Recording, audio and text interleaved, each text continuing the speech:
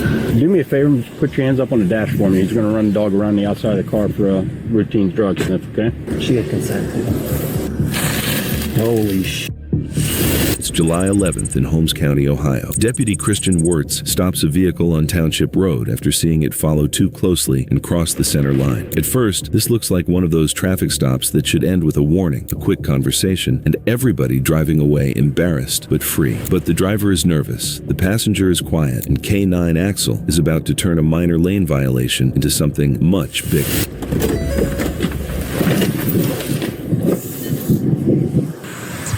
Hello. Hey, the reason I stopped you, I don't know if you really realize it, but the first intersection over here, where it splits off between 320 and 329, you cross the center line a little bit, making a turn there. No, I didn't notice that. Not a huge issue. We're just out there looking for distracted and impaired drivers. Okay. Just talking to you. You don't seem impaired or anything, so okay. You have your license and stuff with you? Yeah, I'm more nervous than anything right now, so I'm shaky, so... Oh, you're fine. Like I said, not a huge issue, okay. Do you have your insurance with you? It's crumbled up, but it's there. Okay. And let's see here. All right. All right, I'm gonna write you up a warning, okay? If you want to do me a favor, just step out and talk to me. I'm gonna write you a warning really quick to get your information and get your current address and stuff, and then you can leave that in here. I don't need that. I don't have my cables on right now. They're sitting at my feet. That's okay. Just try to keep your hands out of your pockets for you, okay? How you doing, man? Good. Now the stop still looks routine. The deputy has the driver step out so he can confirm her information, check the address, and work toward a warning. But while he is doing that, the questions start getting more serious. First, the passenger is described as a friend. Then, the deputy brings up anything illegal in the car, and that is where the whole tone changes, because what she says next points officers straight to the bag by the passenger's feet. Just a warning book for you, okay? I'll have you hold on to that, okay?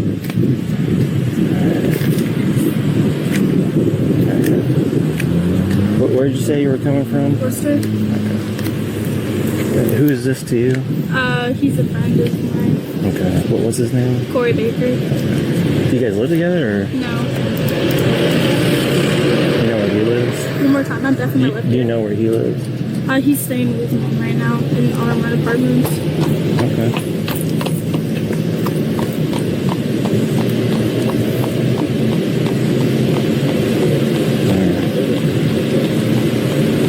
Illegal in the car that I need to know about? No, sir, there's not. I wouldn't let him have anything in my car, so. Okay. No drugs or anything like that? No. No weapons or anything like that? I do have a pellet gun, but there's nothing in it right now, so. Okay. Well, let me ask you this.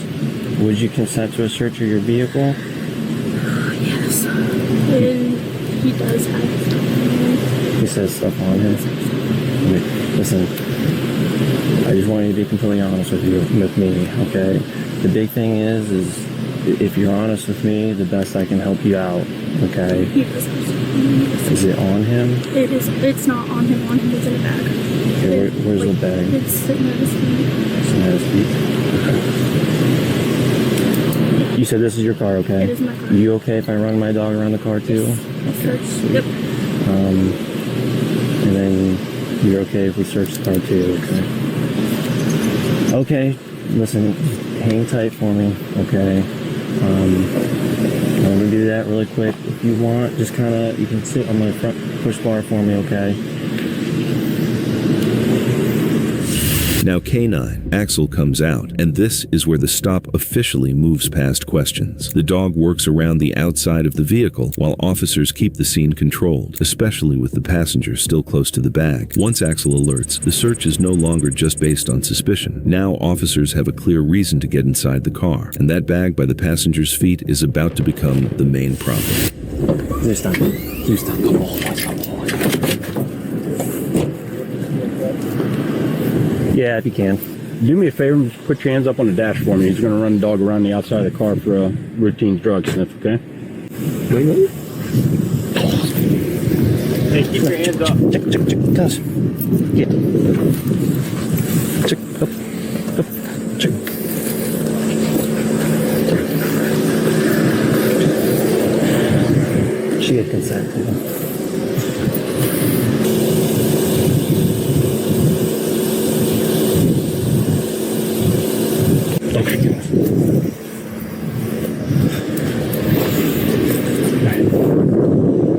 vehicle that shouldn't be? I mean, I got a little marijuana on it. You got a little bit of weed. That dog doesn't alert to. You got anything else? You do just work with us. Alright, just hang tight for me, okay? What else you got on you? You sure? Huh? This is your chance. Okay? Be honest with you. We'll work with you, but if it gets to that point, we'll find something else. What all do you have on you? Nothing? Okay, go ahead and step out. Now officers start searching the car, and the stop immediately jumps another level. At first, they find the bag near the passenger side, but once they see the large bag of white powder inside, the tone changes fast. Riley Flinner is moved into cuffs because this is no longer about a warning, weed, or a nervous traffic stop. Now, officers are looking at something much bigger. Go ahead and lean up against that push bar if you want. Nothing in your hat?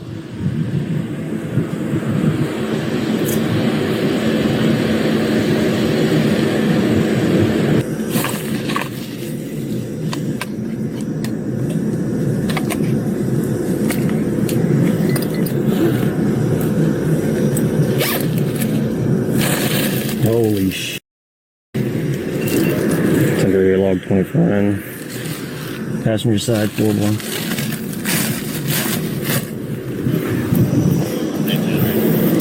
Okay, go ahead and turn around for me, okay? I'm just gonna detain you for now, alright?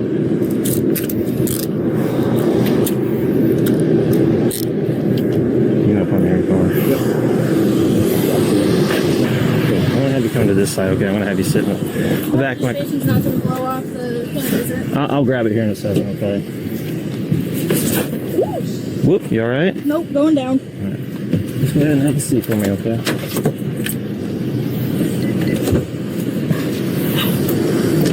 Oh, look at that. Get him up. That's more than a Whitman, I think. Really? Holy. Nice, brother.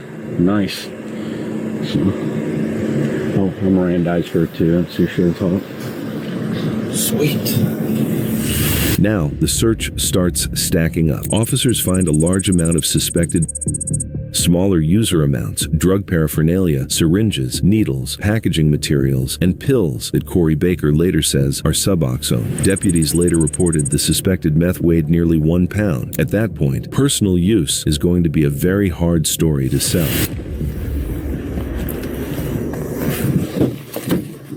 There's a bunch of stuff in there, too. What's that? They got user amount in here, too. Okay. She was pretty forthcoming once I Mirandized her. Yeah, she was with... I brought her back here. She told me he had stuff at his feet. It's got to be like 2 pounds. Oh, you got nothing first?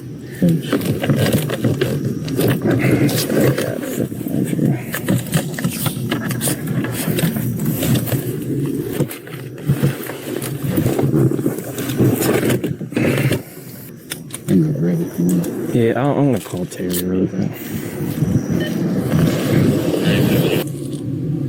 And syringes too.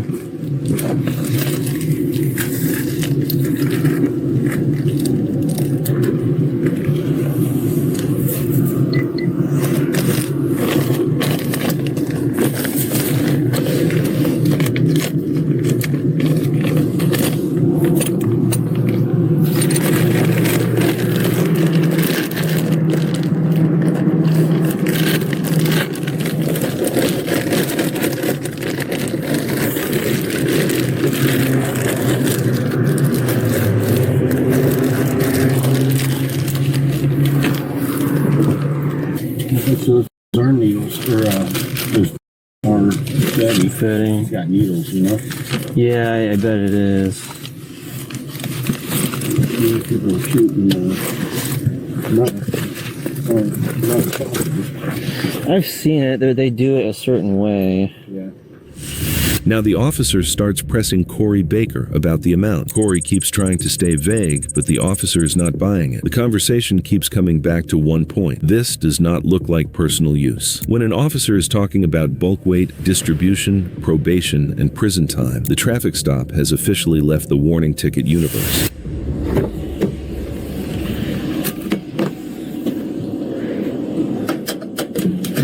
Alright, do me a favor and just turn around. Yeah.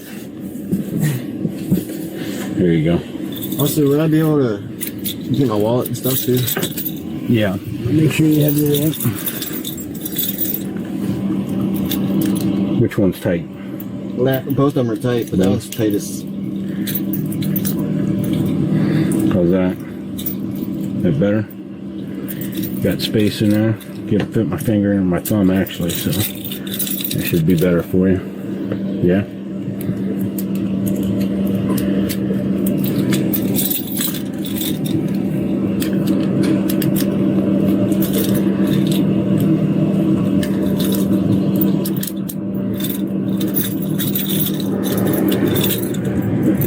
Thumb in there. Better? Yeah. Thank you. You're welcome. Alright, go ahead and scoot back. Now listen, most likely you're going to go to jail for the amount that we found, okay? Do you have anything else on you? So if you take anything into corrections, it's an additional charge. Okay, I'm just, Anything on me? nothing stuffed in your junk. Am I going to be able to get my wallet though? Yeah, Sure. we'll get your wallet for you. And the money in the door. What's that? The money in the door? Okay.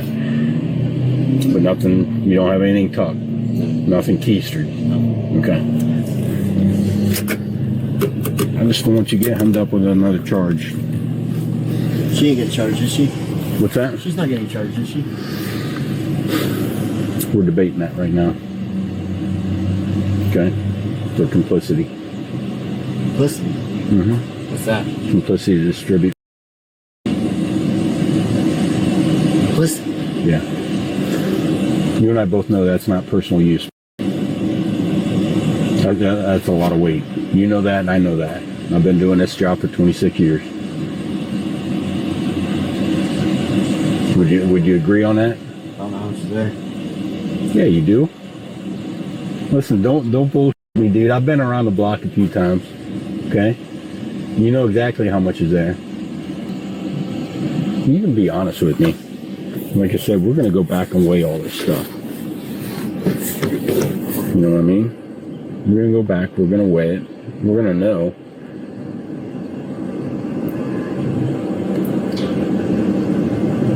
I'll be the first one to tell you if you got ripped off, 10, 20 grams. Because I'm willing to bet whoever you picked it up from didn't weigh it in front of you. Am I right in that? Alright, man. Let's think about a few things, alright?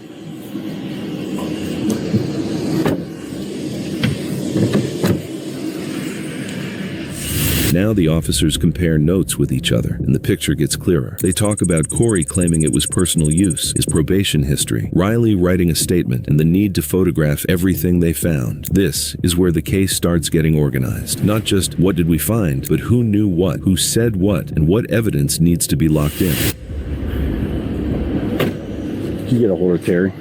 Yeah, he's on his way. Okay.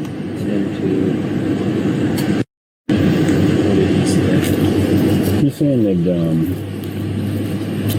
well, I asked him, I said, how much weight do you got? And he's like, I don't know. This is the personal use? And he looked at me and he goes, yeah. I'm like, bull. I said, that's not personal use. He wouldn't tell me where he got it from. I do know that he's on probation, so you might want to tell Terry that, for aggravated possession. I'll just have him sit in the interview room and sit in there with him. Sound good though? What's that? Does that all sound good though? Yeah, sounds good to me. I'll get out of here before you talk to her. So I really don't want him to know that she wrote the statement. Okay.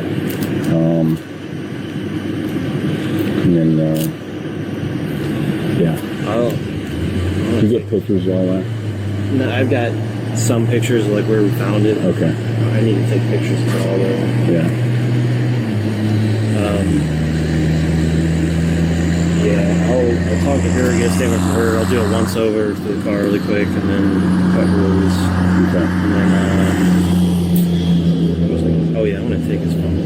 Yeah. Oh yeah. 100%. He does want his wallet and that money that was in the door pocket. So I'll grab that. Was his phone? I think is it the one that was... Then the officer comes back to Corey Baker with his wallet, money, and phone. The wallet and cash are one thing, but the phone is the real problem. Officers tell him it is being taken as evidence and downloaded, and that matters because if there are messages about where they met, what they bought, how much they paid, or who it was for, the phone may do more talking than Corey does. All right, I got your wallet, money that was in the door. Is this your phone? Okay.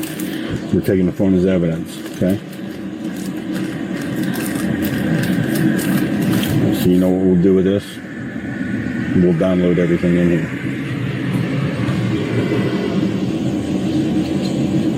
What are we gonna find on this?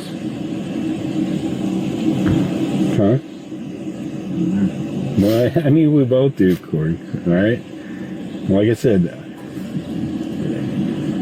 this is old stuff for me. Okay. You know what's on the phone. I know what's on the phone. Let's just be honest with each other. Okay. That's all I'm asking from you, is honesty. Because at this point, there's no reason to lie. You know what's on the phone. I'm sure we're going to learn where you met, where you picked up, everything else. How much you paid for it, how much weight, that sort of thing. All right? So... Riley Flinner and Corey Baker were charged with drug trafficking. Both were taken to the Holmes County Jail. What made this worse? The nervous traffic stop, the bag by Corey's feet, or the phone that may explain the whole trip? Let me know in the comments and hit subscribe for more.